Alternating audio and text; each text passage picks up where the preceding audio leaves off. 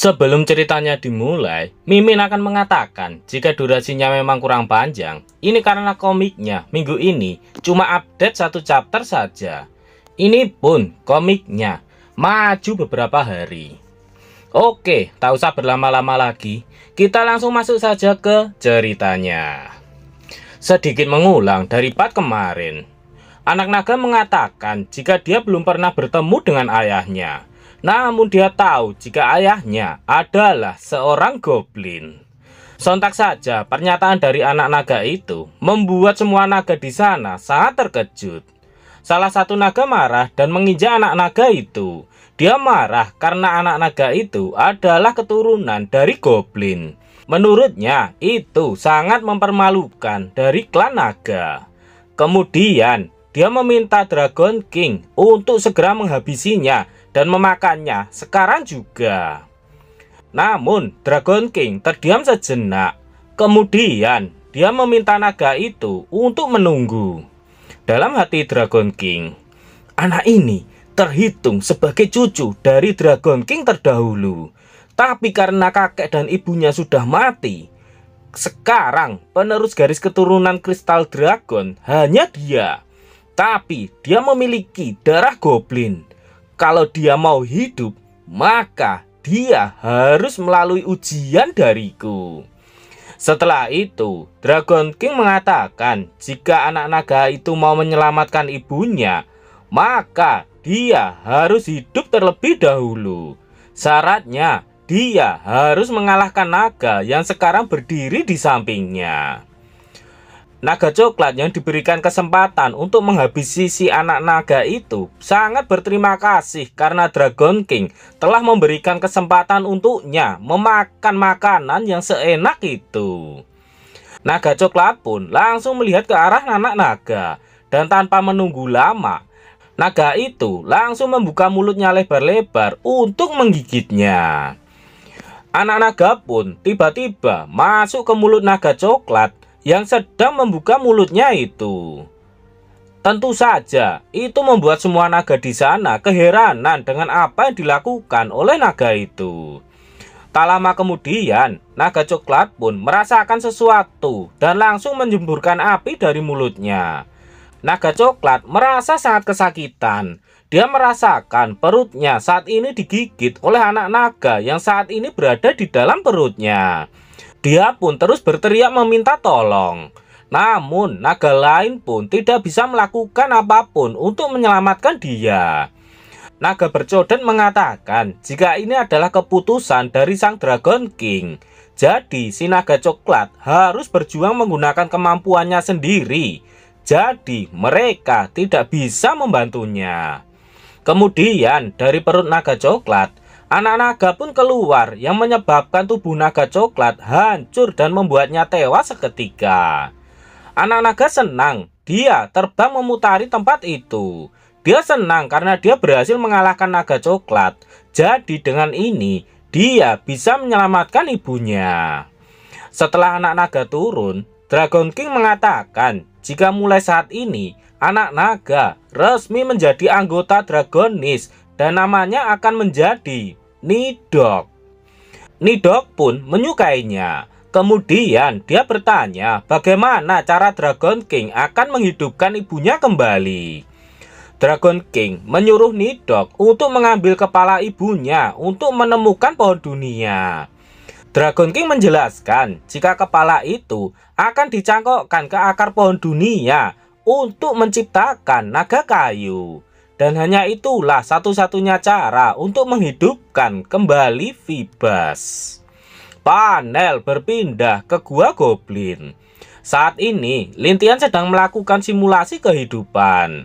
Sistem mengatakan bahwa Lintian memanfaatkan medan gua, memanfaatkan jebakan dan pertahanan, serta dengan bantuan para elf dan vampir, Lintian berhasil menahan invasi para adventurer. Namun karena itu, Lintian kehilangan banyak prajuritnya. Tetapi pada akhirnya, Lintian meraih kemenangan yang sangat besar. Rating 80 poin dari 100. Hadiah life point dikalikan 80. Simulasi ini telah selesai dan progres waktunya adalah 1 hari. Lintian masih terus memikirkan hasil simulasi itu. Dalam hati Lintian, untuk menghadapi pembersihan oleh ratusan adventur, aku sudah membuat persiapan penuh. Sekarang aku hanya perlu mempercepat progres dan mencapai hari kesuksesan besar. Apakah Anda ingin melanjutkan ke progres simulasi? Tanpa ragu, Lintian pun menekan tombol yes pada layar sistemnya. Waktu pun melompat ke 1 hari kemudian. Terlihat para goblin telah merayakan kemenangan mereka setelah mengalahkan para adventur. Mereka terus memuji kehebatan bos mereka. Namun dalam kemenangan itu, banyak goblin level tinggi yang telah mati. Tetapi ratusan mayat itu sudah cukup untuk membuat para goblin besar yang tersisa bisa berevolusi dengan cepat menjadi spesies heroik, sehingga meningkatkan kemampuan tempur mereka secara keseluruhan. Panel sistem muncul. Setelah melahap lebih dari 100 mayat, para goblin akhirnya mencapai level 50 dan menyelesaikan evolusi mereka. Evolusi Gluton Goblin. Peningkatan kekuatan keseluruhan 1100. Skill eksklusif Mitsil dan Glutoni. Semakin banyak yang dimakan, semakin tinggi kesehatan Anda. Evolusi Giant Hammer Goblin. Peningkatan kekuatan keseluruhan 900 hingga 1000. Skill eksklusif Giant Hammer Fury. Evolusi Dark Goblin. Peningkatan kekuatan keseluruhan 1200. Skill eksklusif Razor Hand. Alasan kenapa goblin dibenci adalah karena mereka harus melahap untuk naik level. Tidak seperti manusia yang hanya perlu menghabisi musuh untuk naik level, tanpa peduli apakah pihak lain dari spesies yang sama atau berbeda. Tiba-tiba Lilith datang dan memegang pundak Lintian. Dia tak percaya bahwa Lintian ternyata begitu sangat cerdik. Lilith merasa puas. Dia sudah lama tidak meminum cairan merah manusia dengan begitu memuaskan seperti saat ini. Dan sebagai balasannya, dia akan mengirim seseorang untuk membantu Lintian mencari keberadaan sang SWOT Scientist. Lintian pun langsung meminta Lilith untuk menjelaskannya.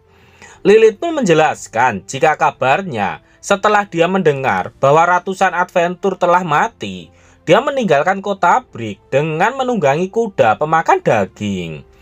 Dia berencana memanggil kembali kelompok pemburu legendaris untuk menghadapi Lintian. Lilith memperingatkan Lintian agar dia berhati-hati, sebab dia dulu adalah anggota SWOT Scientist. Mendengar bahwa SWOT Scientist keluar kota, Lintian justru terlihat senang. Dia senang karena akhirnya dia bisa menghirup udara segar. Lilith keheranan. Dia heran karena melihat Lintian sama sekali tidak ketakutan dan justru malah tersenyum. Tak lama kemudian, ada seorang goblin yang datang. Sembari berlari, goblin itu mengatakan jika ada masalah besar. Setelah sampai di hadapan Lintian, sembari terengah-engah, goblin itu melaporkan bahwa tidak jauh dari sana ada sekelompok goblin dari suku lain sedang menuju ke gua mereka. Dalam hati Lintian, "Hah? Tidak ada goblin lain dalam jarak ratusan mil dari sini. Apakah mereka adalah pemilik gua ini sebelumnya?" Beberapa saat kemudian, terlihat ada beberapa goblin yang sedang berusaha memanjat ke sebuah tebing batu. Namun di atas, Lintian dengan didampingi oleh beberapa pasukan goblinnya sudah siap untuk menyambut kedatangan goblin baru itu. Terlihat di bawah, kawanan goblin dari suku lain itu yang dipimpin oleh seorang goblin yang cukup kuat. Pemimpin mereka adalah Beast Goblin berlevel 50. Dia memiliki beberapa title, yaitu Beast King Hybrid, Good Blessing, dan Heroes Power. Skill yang dia miliki adalah Beast Bloodline dan Gigitan Harimau. Equipment yang dia gunakan adalah Bone Club dan Leather Armor. Keseluruhan kekuatannya adalah di angka 800. Dalam hati Lintian, bos kecil ini adalah jenis pahlawan yang belum pernah kulihat sebelumnya. Dan kekuatannya memang cukup hebat. Suku apaan ini? Bahkan pahlawan langka pun hanya menjadi pemimpin regu. Kemudian Lintian menyuruh Gobusan dan goblin lainnya untuk bersiap, sebab mereka harus menangkap tim itu hidup-hidup. Menurut Lintian, mereka adalah tim khusus dari suku besar. Namun bis goblin mulai menyadari jika ada bau samar-samar cairan merah di sana. Tetapi goblin lain sama sekali tidak menciumnya. Bis goblin mengatakan jika kemungkinan ada makanan yang masuk ke gua. Jadi dia menyuruh semua goblin untuk bersiap untuk pesta besar hari ini. Tiba-tiba tanpa bis goblin dan goblin yang ada di sana sadari, anak buah Lintian telah datang menyerang dengan kecepatan yang sangat luar biasa. Dia memotong beberapa bagian tubuh bis goblin dengan daggernya yang membuat dia tidak bisa berdiri. Bis goblin mengatakan jika ada musuh yang datang, dan goblin lain pun langsung bersiap mengelilingi bosnya untuk melindunginya. Tiba-tiba dari balik air terjun, ada sebuah tangan yang keluar dan langsung menangkap salah satu goblin itu. Dia adalah Goblin Rex. Kemunculannya membuat goblin lain berlarian untuk menyelamatkan diri. Bis goblin kesal karena ada banyak goblin yang menyergapnya.